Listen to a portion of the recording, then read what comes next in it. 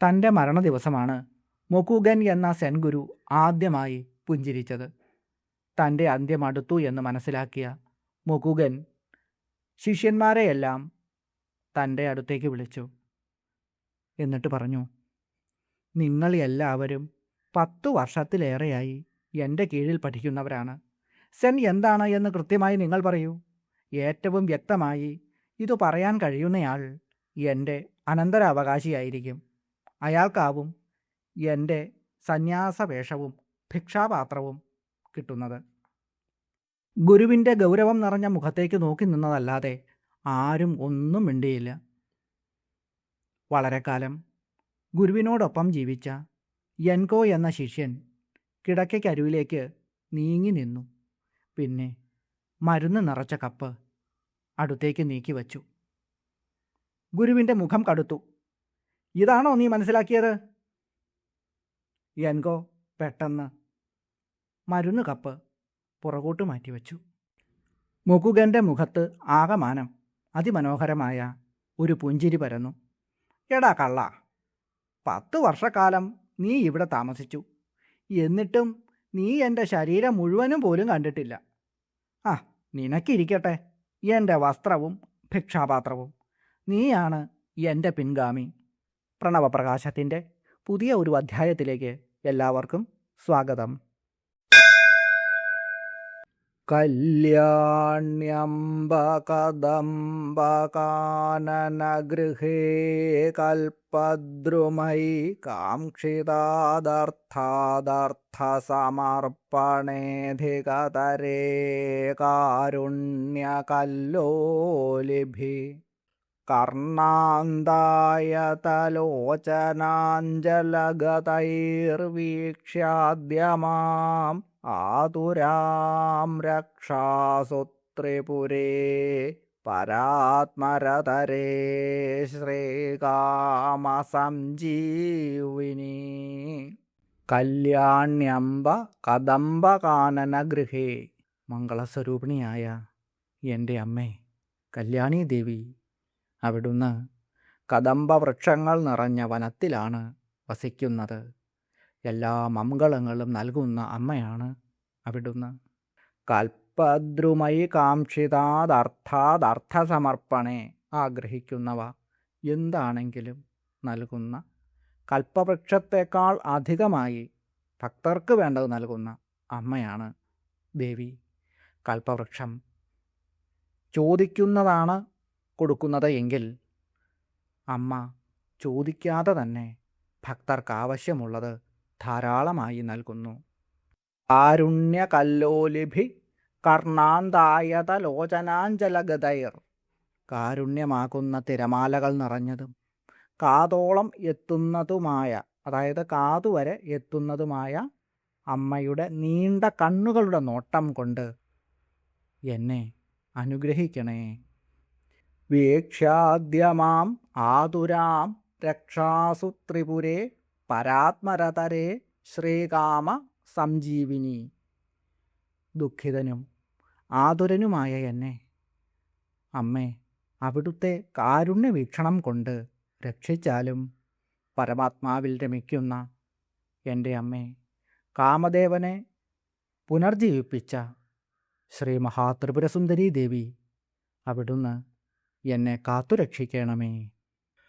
ഓം ശ്രീ ലളിതാംബികായൈ നമഃ. ഓം. ബ്രഹ്മാവ്, വിഷ്ണു, ശിവൻ തുടങ്ങിയ എല്ലാ ദേവന്മാർക്കും ഈശ്വരി അമ്മയാണ്.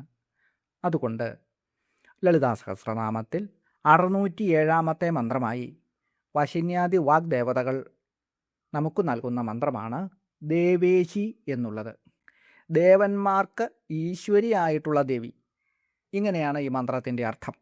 ശ്രീ മഹാദേവന് ദേവേശൻ എന്ന് പേരുള്ളതുകൊണ്ട് ഭഗവാന്റെ ശക്തിസ്വരൂപിണിയായിട്ടുള്ള ദേവിക്ക് ദേവേശി എന്ന് നാമം വരുന്നു. ശരീരത്തിലുള്ള കണ്ണ്, ചെവി തുടങ്ങിയ ജ്ഞാനേന്ദ്രിയങ്ങൾക്കും കൈ, കാൽ എന്നിങ്ങനെയുള്ള കർമ്മേന്ദ്രിയങ്ങൾക്കും പ്രത്യേകം ദേവന്മാരുണ്ട്. കാലിൻ്റെ ദേവനാണ് വിഷ്ണു, കൈകൾക്ക് ഇന്ദ്രൻ. ഈ ദേവന്മാരുടെ ശക്തി കൊണ്ടാണ് ഇന്ദ്രിയങ്ങൾക്ക് പ്രവർത്തിക്കാനുള്ള കഴിവുള്ളത്. ആ ദേവന്മാരുടെ എല്ലാം ഈശ്വരിയായി കർമ്മങ്ങളെ എല്ലാം നിയന്ത്രിക്കുന്നത് കൊണ്ടും ആ ദേവന്മാരുടെ എല്ലാം ഈശ്വരിയായിട്ട് ദേവേശിയായി അമ്മയെ ഇവിടെ വാഴ്ത്തുകയാണ് ചെയ്യുന്നത്. ഓം ദേവേശ്യൈ നമഃ.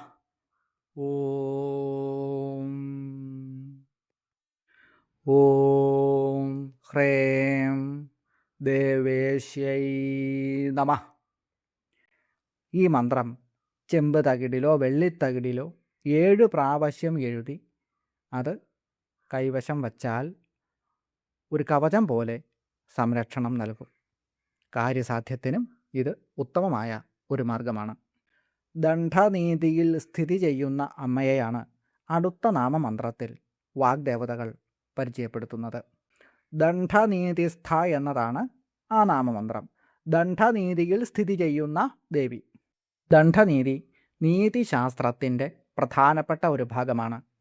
നിയമവാഴ്ചയ്ക്ക് അനിവാര്യമായ ഒന്നാണ് ദണ്ഡനീതി. അതിനുള്ള നിയമങ്ങളാണ് ദണ്ഡനീതിയിൽ പറയുന്നത്. അമ്മയുടെ ആജ്ഞകളായിട്ടാണ് ഈ മന്ത്രത്തിലൂടെ അവയെ നമുക്ക് പരിചയപ്പെടുത്തുന്നത്. കുറ്റം ചെയ്തതാര് എന്ന് അന്വേഷണം നടത്തി തെറ്റ് ചെയ്തവരെ കണ്ടെത്തി നിയമസംഹിതകൾ പരിശോധിച്ചുകൊണ്ട് നിയമത്തിൽ അറിവുള്ളവരുമായി ചർച്ച ചെയ്തിട്ടാണ് ശിക്ഷകൾ നിശ്ചയിക്കുന്നത്. അർത്ഥശാസ്ത്രത്തിൽ ചാണക്യൻ, ബൃഹസ്പതി തുടങ്ങിയവർ ഈ വിഷയത്തെക്കുറിച്ച് വിശദമായിട്ട് പറയുന്നുണ്ട്. ദണ്ഡനീതിയെ അമ്മയുടെ ആജ്ഞയാണ് എന്ന് ഈ മന്ത്രത്തിൽ വാഗ്ദേവതകൾ സാക്ഷ്യപ്പെടുത്തുന്നു.